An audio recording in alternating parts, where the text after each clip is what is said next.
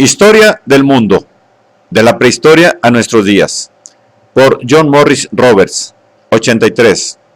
Libro 8. La época más reciente. 4.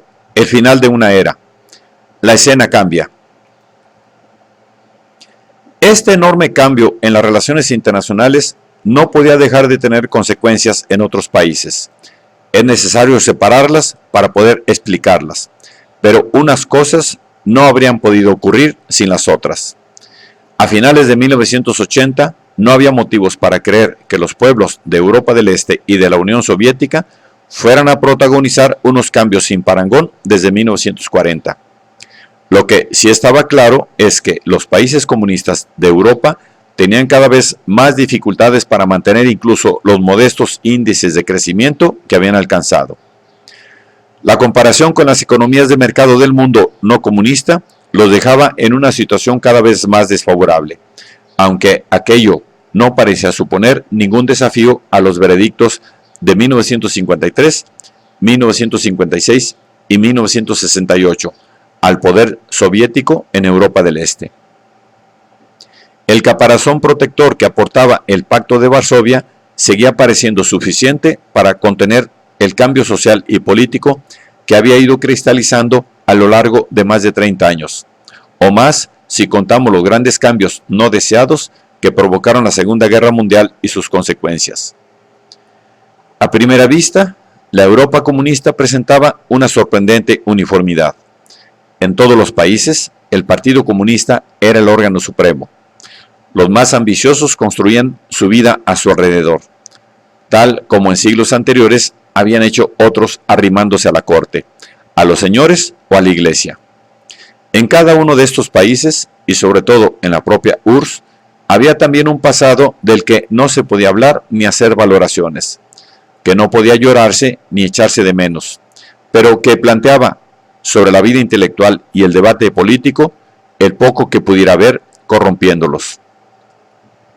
En las economías de los países del este de Europa, la inversión en la industria pesada y en bienes de equipo había dado lugar a un gran crecimiento a corto plazo, más enérgico que en unos países que en otros, y más tarde a un sistema internacional de acuerdos comerciales con otros países comunistas, dominados todos por la URSS y encorsetados por la tendencia hacia una planificación centralizada. También había dado pie a tremendos problemas medioambientales y de salud pública, ocultados en nombre de la seguridad nacional. Cada vez resultaba más obvia la avidez despertada por bienes de consumo que no se podían conseguir. Las comodidades que se daban por aseguradas en Europa Occidental seguían siendo lujos en los países del este de Europa, al no contar con las ventajas de la especialización económica internacional. La propiedad privada de tierras se había reducido mucho hacia mediados de la década de 1950, y en su lugar solía haber una combinación de cooperativas y granjas estatales, aunque este panorama general, uniforme en su mayoría, presentaba diferentes patrones tal como se vería más adelante. En Polonia, por ejemplo, aproximadamente un 80% del terreno agrícola acabaría volviendo a la explotación privada, incluso bajo el gobierno comunista. No obstante, el rendimiento seguía siendo bajo. En la mayoría de los países del este de Europa, la producción agrícola ascendía solo a entre la mitad y 3/4 partes de la registrada en la Comunidad Europea. En la década de 1980, todos presentaban problemas económicos de diferente grado, con la excepción, quizá, de la República Democrática Alemana. E incluso en este país, el Producto Interno Bruto era de solo $9.300 al año en 1988, frente a los $19.500 de la República Federal. Además, aquel no era el único problema. Las inversiones en infraestructuras iban en descenso, y también su participación en el mercado internacional. Las deudas en divisas se iban acumulando. Solo en Polonia los salarios cayeron un 20% durante la década de 1980.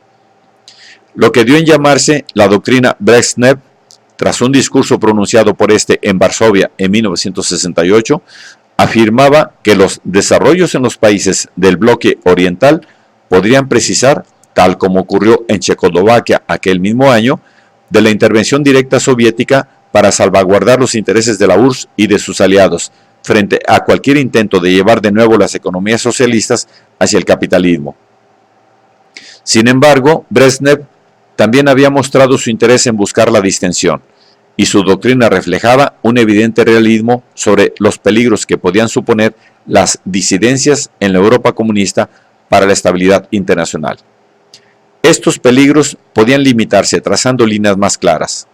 Desde entonces, los cambios internos en Europa occidental, que iba ganando prosperidad a ritmo constante y que iba dejando atrás el recuerdo de los primeros años de posguerra y la aparente posibilidad de subversión, fueron reduciendo los puntos de fricción entre el este y el oeste.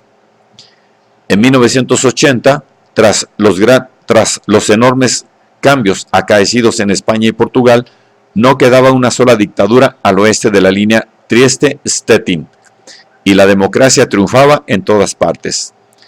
Durante 30 años, los únicos alzamientos de los trabajadores de la industria contra sus políticos se produjeron en la República Democrática Alemana, Hungría, Polonia y Checoslovaquia, todos ellos países comunistas.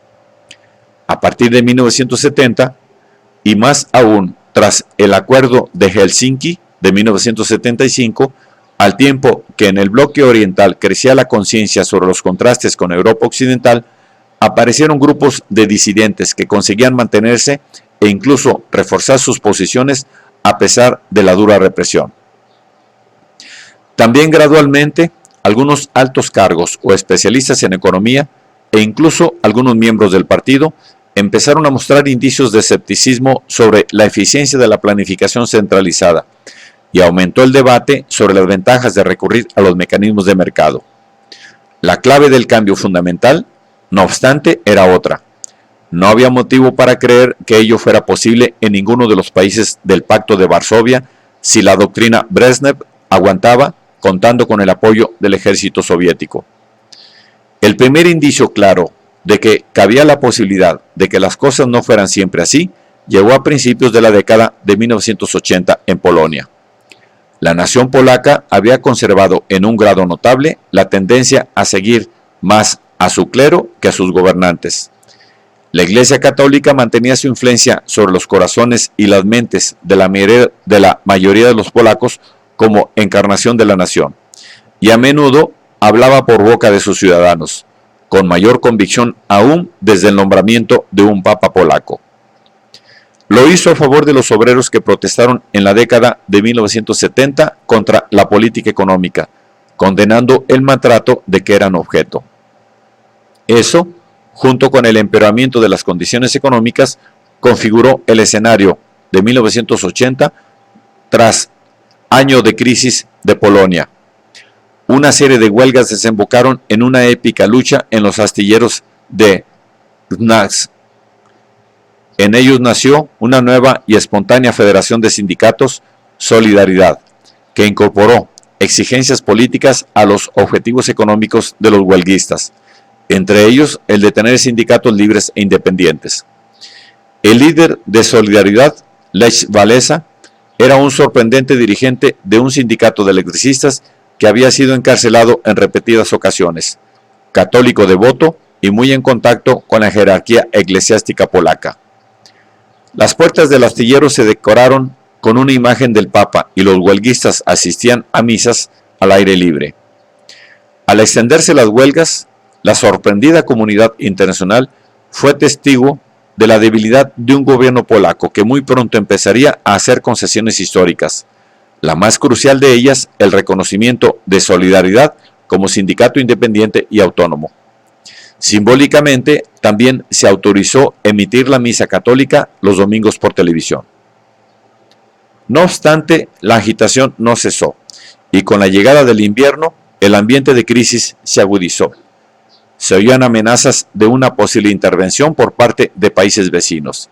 Se decía que en la República Democrática Alemana y en la frontera rusa había 40 divisiones soviéticas preparadas. Pero la sangre no llegó al río. El ejército soviético no se movió, ni recibió la orden de hacerlo por parte de Brezhnev, ni tampoco de sus sucesores en los turbulentos años que siguieron. Tendrían que llegar los primeros indicios de cambio en Moscú para que arrancara el proceso que cambiaría Europa del Este durante los 10 años siguientes. En 1981, la tensión siguió en aumento y la situación económica empeoró, pero Walesa se esforzó para evitar las provocaciones. El comandante ruso de las fuerzas del Pacto de Varsovia fue a la capital polaca en 5 ocasiones. En la última, los radicales escaparon al control de Walesa y llamaron a la huelga general si el gobierno se arrogaba poderes extraordinarios. El 13 de diciembre se impuso la ley marcial, que trajo consigo una feroz represión y posiblemente cientos de muertes. Pero la acción militar polaca también hizo innecesaria la invasión rusa. Solidaridad pasó a la clandestinidad y empezaron 7 años de lucha en los que se hizo cada vez más evidente que el gobierno militar no podía evitar un deterioro económico mayor, aún ni recurrir al apoyo de la Polonia real, la sociedad alineada del comunismo. Estaba teniendo lugar una revolución moral, tal como la definió un observador occidental. Los polacos empezaron a comportarse como si vivieran en un país libre. Organizaciones y publicaciones clandestinas, huelgas y manifestaciones y una continua condena de la Iglesia al régimen alimentaban lo que en ocasiones podía llegar a definirse como una situación de guerra civil. Aunque tras unos meses el gobierno retiró la ley marcial, siguió desplegando un variado repertorio de medidas de represión, tanto visibles como ocultas. Mientras tanto, la economía seguía cayendo, y los países occidentales no ofrecían ninguna ayuda y pocas simpatías. Sin embargo, a partir de 1985, los cambios en Moscú empezaron a producir sus efectos. El clima se produjo en 1989, el mejor año para Polonia desde 1945, al igual que para otros países gracias a su ejemplo. Se inició con la aceptación por parte del régimen de que en el proceso político participaran otros partidos políticos y organizaciones, entre ellas Solidaridad. Como primer paso hacia el pluralismo político real, en junio se celebraron por primera vez unas elecciones con algunos escaños de elección libre. Solidaridad se los llevó todos. Muy pronto, el nuevo parlamento denunció el acuerdo germano-soviético de 1939. Condenó la invasión de Checoslovaquia en 1968 e inició investigaciones sobre los asesinatos políticos cometidos desde 1981. En agosto de 1989, Walesa anunció que Solidaridad daría apoyo a un gobierno de coalición. Gorbachov les dijo a los comunistas acérrimos que lo aceptaran. Algunas unidades militares soviéticas ya habían salido del país. En septiembre accedió al gobierno de Polonia una coalición dominada por Solidaridad y liderada por un primer ministro no comunista por primera vez desde 1945. Occidente prometió enseguida ayuda económica. En las Navidades de 1989, la República Popular de Polonia ya era historia. Y de nuevo, por segunda vez en el siglo, la República de Polonia había resucitado de entre los muertos. Y lo que es más importante, Polonia encabezaría la marcha de Europa del Este hacia la libertad. En otros países comunistas enseguida comprendieron la importancia de aquellos sucesos, y la alarma se extendió entre sus líderes.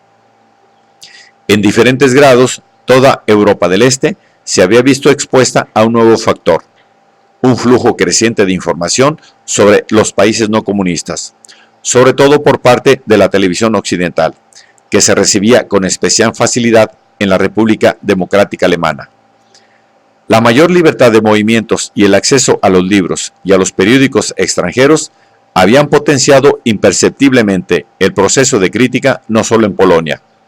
A pesar de muchos intentos absurdos de seguir controlando la información, en Rumanía aún se exigía que las máquinas de escribir fueran inscritas en un registro oficial. Se estaba produciendo un cambio en la conciencia colectiva. Aquello también tuvo su efecto en Moscú. Gorbachov había llegado al poder durante las primeras fases de este proceso. 5 años más tarde, estaba claro que su ascenso al cargo había desatado un cambio institucional revolucionario también en la Unión Soviética. Primero, al quitarle poder al partido y luego al propiciar que las fuerzas de oposición emergentes lo aprovecharan, sobre todo en las repúblicas de la URSS, que empezaron a pedir autonomía en mayor o menor medida. Poco después, empezó a dar la impresión de que podría estar socavando su propia autoridad. Paradójicamente, la situación económica era cada vez peor y aquello era motivo de alarma. Resultó evidente que la transición a la economía de mercado, fuera lenta o rápida, probablemente sería más dura de lo que muchos ciudadanos soviéticos, quizá la mayoría, preveían. En 1989 estaba claro que la economía soviética estaba fuera de control y en evidente caída. Como siempre en la historia rusa, la modernización se había impuesto desde el centro a la periferia, siguiendo las estructuras de autoridad. Pero aquello era precisamente algo que no podía confiarse que sucediera en un primer momento debido a la resistencia de la nomenclatura y de la administración de la economía planificada, y posteriormente a finales de la década debido a la evidente y rápida pérdida de poder del centro.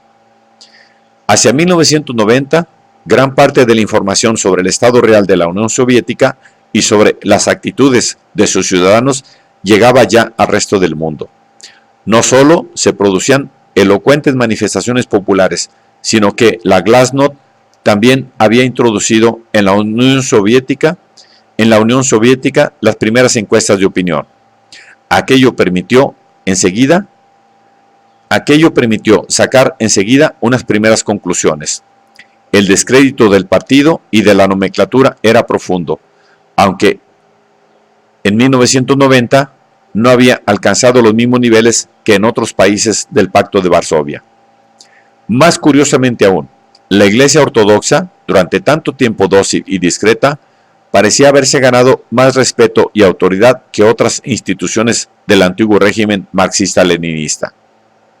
Aún así, estaba claro que el fracaso económico se cernía por todas partes como una nube sobre cualquier proceso liberalizador o político. En 1989, los ciudadanos soviéticos, así como los observadores internacionales, empezaron a hablar de la posibilidad de una guerra civil.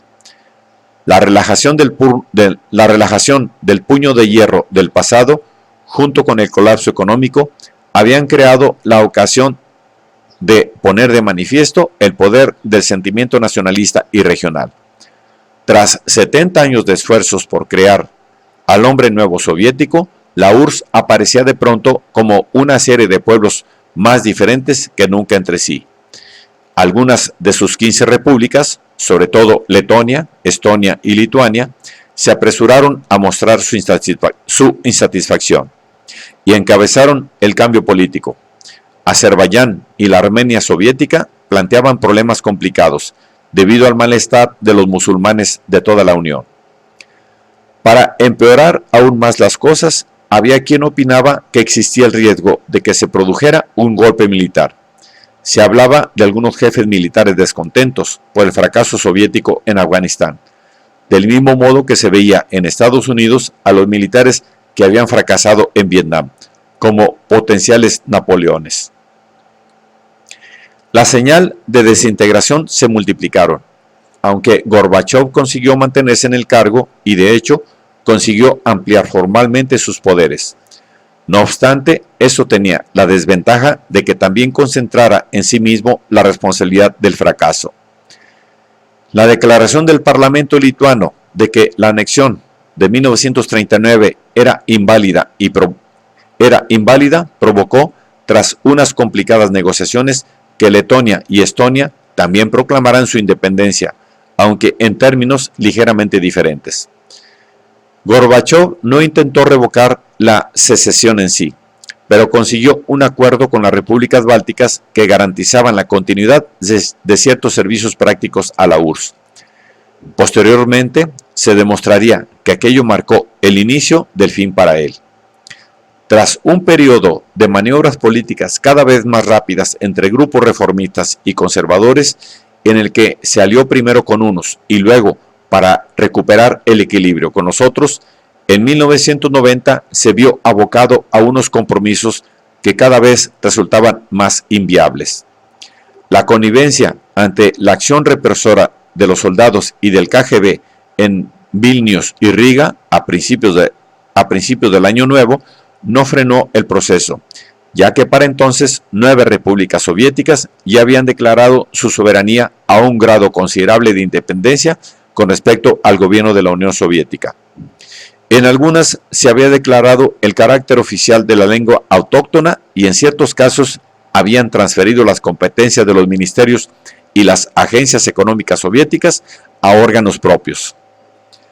La República Rusa, la más importante, inició la gestión de su propia economía de forma independiente a la de la URSS.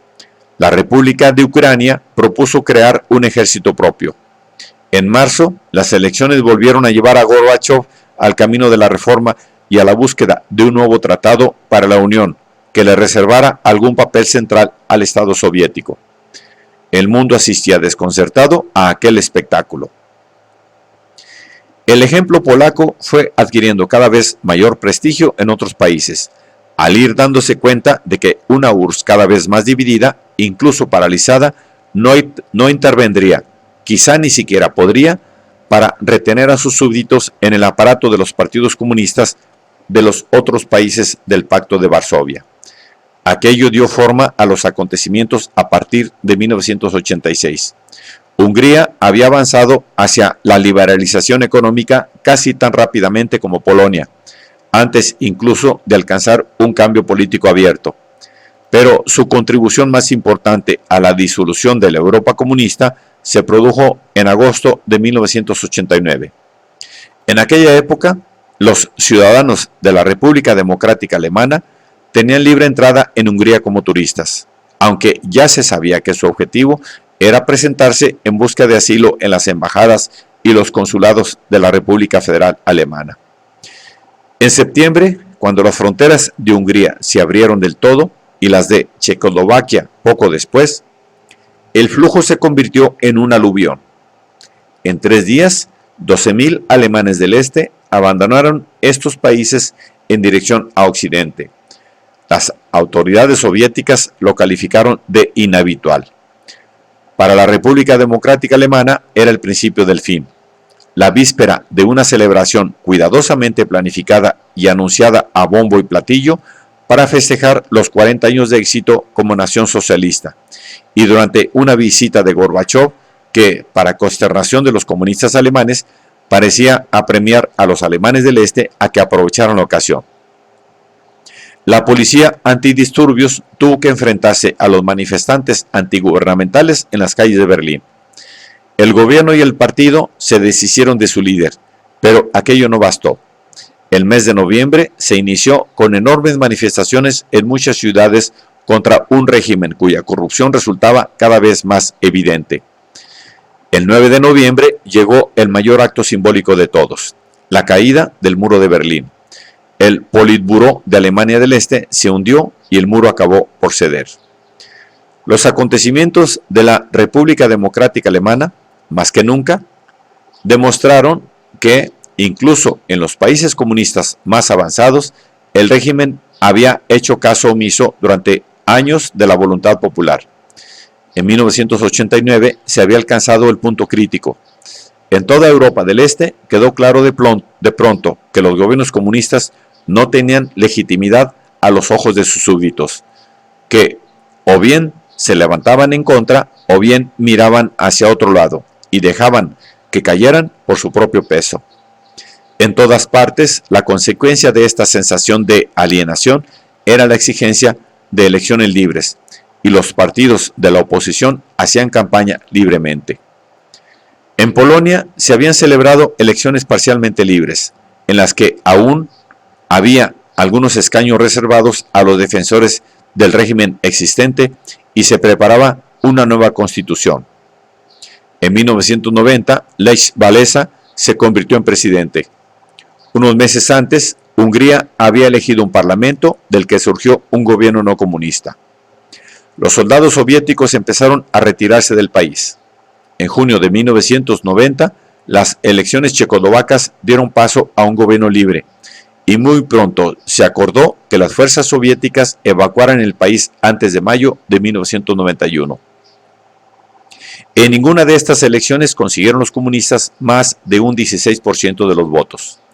Las votaciones en Bulgaria resultaron menos decisivas. En este país ganaron las elecciones los miembros del Partido Comunista convertidos en reformistas, que se denominaron a sí mismos socialistas. En dos países los acontecimientos tomaron un rumbo diferente. Rumanía vivió una revolución violenta, que acabó con el asesinato del que había sido su dictador comunista, tras un alzamiento, en diciembre de 1989, que puso de manifiesto incertidumbres sobre el camino que había que seguir y unas divisiones internas que presagiaban mayores conflictos. En junio de 1990, un gobierno que algunos consideraban aún influido por los antiguos comunistas atacó a algunos de sus anteriores partidarios, ahora convertidos en críticos, y reprimió una protesta estudiantil con la ayuda de escuadras de vigilancia de mineros, causando algunas víctimas y granjeándose la desaprobación en el extranjero. La República Democrática Alemana era el otro país donde los acontecimientos siguieron una trayectoria particular. Tenía que ser un caso especial, porque la cuestión del cambio político estaba inevitablemente ligada a la cuestión de la reunificación alemana. La caída del muro puso de manifiesto no solo que no había ningún interés político en dar apoyo al comunismo, sino también que no había ninguna voluntad de apoyar a la RDA. Las elecciones generales de marzo de 1990 dieron la mayoría de los escaños y el 48% de los votos a una coalición dominada por el Partido Demócrata Cristiano, la formación que gobernaba en la República Federal de Alemania. Ya no quedaban dudas sobre la unión, solo había que decidir el procedimiento y el calendario. En julio, las dos Alemanias celebraron su unión monetaria, económica y social. En octubre se unieron políticamente y los exterritorios de la RDA se convirtieron en provincias de la RFA. El cambio fue trascendental, pero no provocó ninguna voz de alarma, ni siquiera en Moscú, y la aquiescencia de Gorbachov fue el segundo gran servicio que le brindó a la nación alemana. Sin embargo, en la URSS debió de saltar la alarma. La nueva Alemania iba a ser la mayor potencia europea al oeste. El poder ruso estaba en decadencia como nunca antes desde 1918. La recompensa para Gorbachov fue un tratado con la nueva Alemania, que prometía ayuda en la modernización soviética. Puede que se dijera, para tranquilizar a los que aún recordaban los años de 1939-1945, que el nuevo Estado germano no era una mera recreación del antiguo Reich. A Alemania ya se la había despojado de los antiguos territorios del este. De hecho, había renunciado formalmente a ellos, y no estaba dominada por Prusia, como durante el imperio de Bismarck o la República de Weimar. Lo más tranquilizador de todo, y especialmente para los europeos occidentales más recelosos, era que la República Federal Alemana era un Estado federal y constitucional, con una estabilidad económica aparentemente inalterable, una experiencia de casi 40 años de política democrática e integrado en las estructuras de la Comunidad Europea y la OTAN. Y los europeos occidentales con mayor memoria histórica tenían que concederle el beneficio de la duda, por lo menos de momento.